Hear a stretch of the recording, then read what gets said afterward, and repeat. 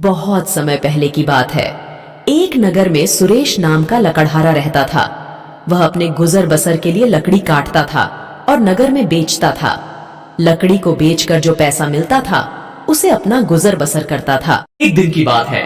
सुरेश जंगल में लकड़ी काटने गया तो जंगल में घूमते घूमते उसे शाम होने को आया मगर सूखी लकड़ी नहीं मिली। तब सुरेश एक पेड़ के पास बैठ जाता है और सोचने लगता है और मन ही मन कहता है कि हे भगवान, आज सूखी लकड़ी नहीं मिली तो मैं क्या बेचूंगा और मेरे घर में क्या पकेगा, मेरे बीवी बच्चे भूखे रह जाएंगे। तब सुरेश कुछ देर आराम करने के बाद खड़ा हुआ और सूखी लकड़ी की तलाश में आगे बढ़ा।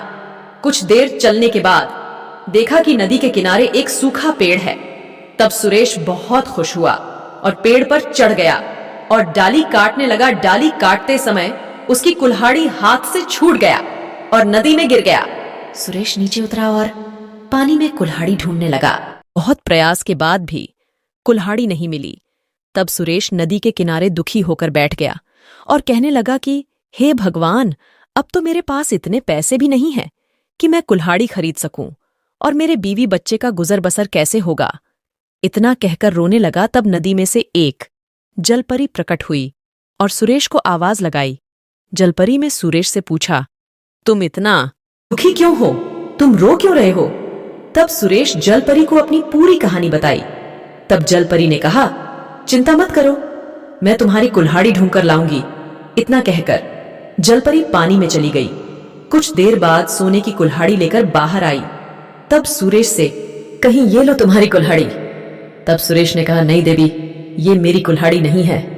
इसके बाद जलपरी ने चांदी की कुल्हाड़ी दिखाते हुए कही, बताओ ये कुल्हाड़ी तुम्हारी है ना? तो फिर सुरेश ने जवाब दिया, नहीं देवी, ये भी नहीं है। इसके बाद जलपरी फिर पानी में गई और इस बार लोहे की कुल्हाड़ी दिखाते हुए कहा, यह तुम्हारी कुल्हाड़ी है ना? इस बार सुरेश ने जवाब दिया, हाँ देवी, यह कुल्हाड़ी मेरी ही है। जलपरी के द्वारा सुरेश की ईमानदारी देखकर जलपरी प्रसन्न हुई। जलपरी ने कहा, सुरेश, तुम्हारे जगह कोई और होता तो सोने या चांदी की लालच में आकर कुल्हाड़ी ले लेता, मगर तुमने ऐसा नहीं किया।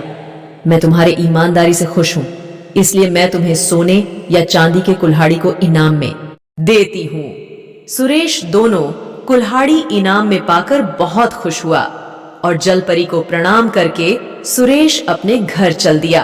और हाँ दोस्तों, मैं वीडियो बड़ी मेहनत से बनाता हूँ, लाइक और सब्सक्राइब नहीं मिलता है। वीडियो अच्छा लगे तो लाइक और सब्सक्राइब कर दिया कीजिए। आपकी एक लाइक और सब्सक्राइब से हमारा मोटिवेशन बढ़ेगा और इसी तरह हम वीडियो बनाते रहेंगे। वीडियो अच्छा लगे तो लाइक और सब्सक्राइब कर दीजिए और बेल वाले घंटी को ऑल पर सेट कर दीजिए, जिससे हम जब